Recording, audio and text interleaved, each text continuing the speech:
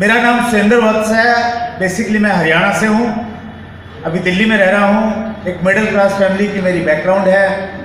मेरे पिताजी सरकारी स्कूल में अध्यापक थे और मेरी माताजी गृहिणी थी। 2 भाई और 3 बहनें हैं हम लोग परिवार में।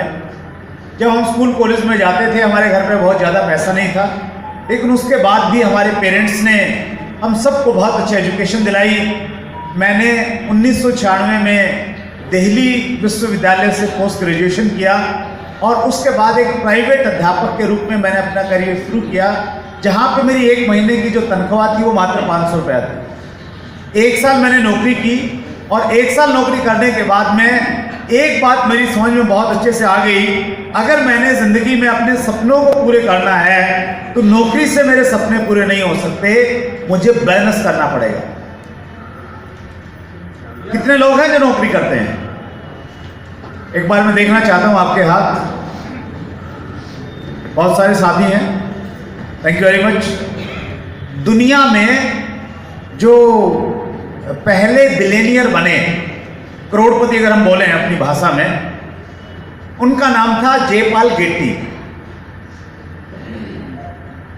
वो चूंकि फर्स्ट करोड़पति थे तो लोगों ने जानना चाहा कि भाई कैसे करोड़पति बन सकता है एक आदमी। तो उन्होंने बहुत सारी किताबें लिखी, तो लोगों ने बड़ी उत्सुकता के साथ उन किताबों को पढ़ा और उन्होंने लिखा कि जिंदगी में अगर आपको पैसा कमाना है, क्या कमाना है सर?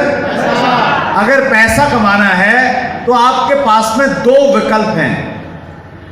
एक विकल्प है आप नौकरी कीजिए और दूसरा विकल्प है आप व्यापार कीजिए। लेकिन अगर आपको अमीर बनना है, क्या बनना है? अमीर बनना है, पैसे वाला बनना है, तो आपके पास सिर्फ एक विकल्प है, आपको व्यापार करना पड़ेगा। अमीर कैसे बन सकते हैं सर? व्यापार करके अमीर बन सकते हैं। लेकिन विडंबना है हमारे देश की कि आज जिस प्रकार का माहौल क्रिएट हो गया है या कर दिया गया है, आदमी व्यापार नहीं करना चाह रहा। क्या करना चाह रहा है? नौकरी करना चाह रहा है। एक लड़की का पिता जब दूल्हा ढूंढने के लिए जाता है तो उसकी पहली प्राथमिकता ये होती है कि कोई सरकारी नौकरी वाला मिल जाए, और सरकारी नहीं मिले तो प्राइवेट वाला मिल जाए। यस और नो? जयपाल गेट्टी ने कहा था कई 100 साल पहले कि अमीर बनना है तो नौकरी करना पड़ेगा, और आज भी ये बात उतनी ही सही है जितनी 100 साल पहले थी। सहमत है आप मेरी बात से? नौकरी का निर्माण इसलिए नहीं किया गया है कि हम एक लग्जरी लाइफ जिए, अपितु नौकरी का निर्माण इसलिए किया गया है हम जिंदगी भर पत्नी के ताने सहते रहें और कंप्रोमाइज वाली जिंदगी काटते रहें। मैं माफी चाहता हूं कुछ लोगों से जो नौकरी करते हैं, लेकिन सच्चाई तो यही है ना सर। कुछ लोगों के अंदर से आवाज आ रही है कि हाँ बात तो सही है, आपकी मुस्कुराहट बता रही है। और मैं बहुत कॉन्फिडेंस के साथ में इसलिए कहता हूं क्योंकि हमारा जो पूरा परिवार है, जो फैमिली बैकग्राउंड है, वो नौकरी वालों की बैकग्राउंड है। कभी किसी ने कोई व्यापार नहीं किया था जीवन में। मैं शायद एक ऐसा पहला व्यक्ति था जिसने एक सही तरीके से बिजनेस में आया, पढ़ाई लिखाई करने के बावजूद भी। ये ऐसा माना जाता था कि भाई व्यापार तो मतलब ऐसा है उन लोगों का जो पढ़ाई लिखाई नहीं करते हैं, कुछ नहीं किया तो चलो व्यापार करने चले जाते हैं। हम लोग थोड़ा सा बातचीत करेंगे कि हम लोग अगर वास्तव में चाहते हैं कि हमारा देश प्रगति करे, और हम बात करते हैं बार बार कि भारत सोने की चिड़िया था और हम लोग दोबारा इसे सोने की चिड़िया बनाएंगे, हम लोग वहाँ पे जाएंगे, वो तभी संभव है जब हमारे दिमागों के अंदर से ये चीज़ निकलेगी कि नौकरी जिंदगी में आगे बढ़ने का रास्ता नहीं है, अपितु व्यापार और एंटरप्रेन्योरशिप एक ऐसा माध्यम है जो हिंदुस्तान को दोबारा वही हैसियत, वही रुतबा दिला सकता है जो कई 100 साल पहले था।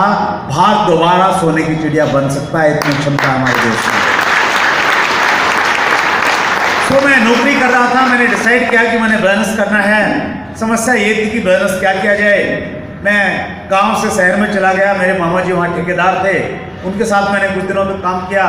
फिर एक नया बिजनेस उन दिनों शुरू हुआ था, केबल टीवी का बिजनेस, जिसमें छत के ऊपर में हम लोग छतरी लगाते थे जिसे डिश एंटीना कहते थे, और डिश एंटीना से हम लोग 4-5 चैनल दिखाते थे, एक VCR रखते थे, उस पर एक फिल्म दिखा लेते थे और 150 रुपया एक घर से हम लोग ले लेते थे।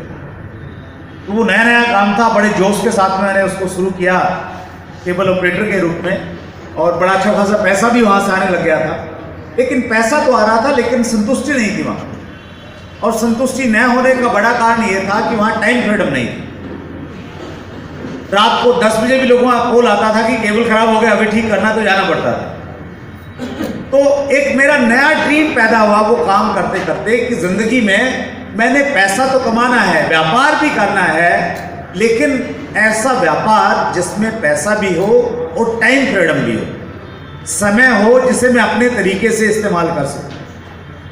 मुझे नहीं मालूम था उस समय कि direct selling concept, Asim business एक ऐसा प्लेटफॉर्म है जो आपको पैसे के साथ में टाइम फ्रीडम दे सकता है, लेकिन मेरे दिमाग में चल रहा था सब। और एक कहावत है, इंग्लिश में कोटेशन है, where there is will there is way. जब आप सोचते हैं तो रास्ते आपको मिल जाते हैं।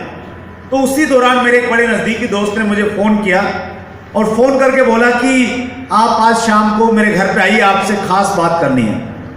तो मैंने पूछा, भाई क्या बात है? आज तो नहीं आ सकता, बहुत बिजी हूँ। उन्होंने बोला, अगर आप नहीं आए तो एक बहुत बड़ी चीज़ मिस कर देंगे। मैंने बोला, भाई पहेलियाँ मत बुझाओ, काम की बात बताओ, क्या काम है, फ़ोन में ही बता दो। उन्होंने नहीं बताया, क्यूरियोसिटी पैदा की, तो मैं उनके घर पे गया।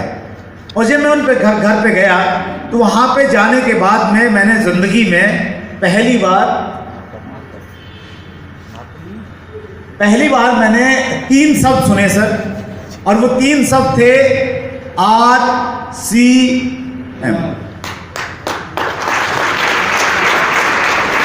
ये जो थैंक यू वेरी मच, ये जो 3 शब्द हैं सर, RCM, यहाँ लिख देता हूँ मैं, RCM, इन 3 शब्दों ने मेरी पूरी जिंदगी को बदल दिया है। हेलो, और मैं आपको भरोसा दिलाता हूं कि जिस दिन इन 3 शब्दों पे आपका विश्वास हो गया, अटूट विश्वास, मेरी जिंदगी 10 साल में बदली, आपकी जिंदगी 5 से 7 साल में बदल सकता है।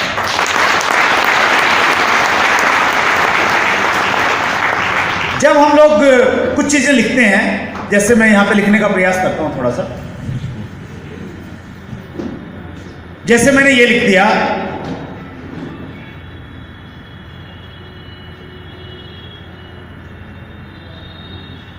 ओम।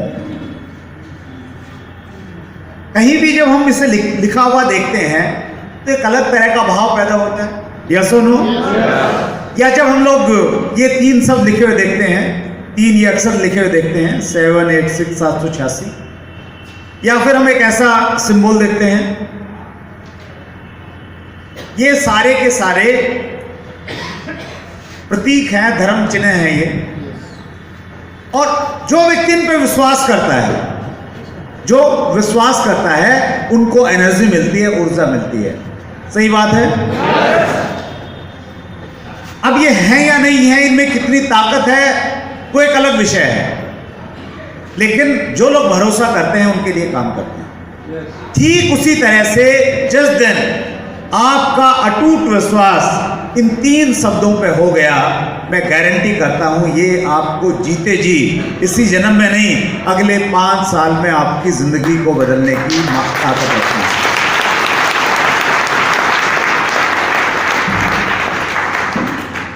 अगर आप किसी भी धर्म से संबंध रखते हैं और अगर आपका अपने धर्म पे आधा अधूरा सा विश्वास है तो बात बन जाएगी सर? मतलब माला किसी की फेर रहे हैं और दिमाग में कोई और चल रहा है तो बात बनेगी? नहीं बनेगी। कब बनती है बात? एनर्जी कब मिलती है, ऊर्जा कब मिलती है आपको? तब मिलती है जब आप विश्वास और श्रद्धा के साथ में किसी चीज का इस्तेमाल करते हैं। Right sir? तो मैंने भी ये किया कि जब से ये 3 शब्द मेरी जिंदगी में आए, RCM, धीरे धीरे मैंने इस कॉन्सेप्ट के विजन को समझा, और इन 3 शब्दों पे मैंने विश्वास किया, मैंने कमिटमेंट किया अपने आप से कि मैं जिंदगी भर आरसीएम के साथ मैं जुड़ा रहूंगा, आरसीएम से कभी अपनी जिंदगी से अलग नहीं करूंगा। और उसी का परिणाम ये है कि मैं डायमंड के रूप में आपके बीच में आ गया।